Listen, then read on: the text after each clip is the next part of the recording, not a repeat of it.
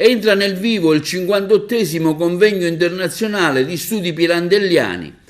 Dopo i ripetuti tentativi per cercare di restare ad Agrigento e considerato lo scarso interesse degli enti locali e regionali agrigentini per non mettere a repentaglio la sopravvivenza del centro e degli studi, che lo stesso porta ininterrottamente avanti da oltre 50 anni, si è ritenuto necessario prendere la dolorosa ma doverosa decisione di spostare ancora una volta il convegno pirandelliano al centro congressi dell'Hotel Saracen presso l'Isola delle Femmine di Palermo,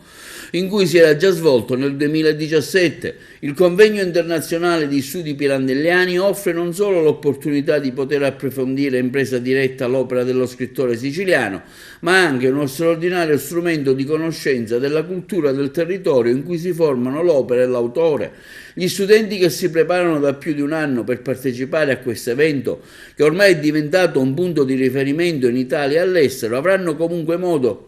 di poter visitare anche la Valle dei Templi di Agrigento e la casa natale di Luigi Pirandello, oltre che il centro storico di Palermo. L'edizione di quest'anno, che si sarebbe già dovuta svolgere lo scorso dicembre, è dedicata a 6 personaggi in cerca d'autore a 100 anni dalle prime rappresentazioni che si sono svolte a Roma, al Teatro della Valle il 9 maggio e al Teatro Manzoni di Milano il 27 settembre, entrambi del 1921.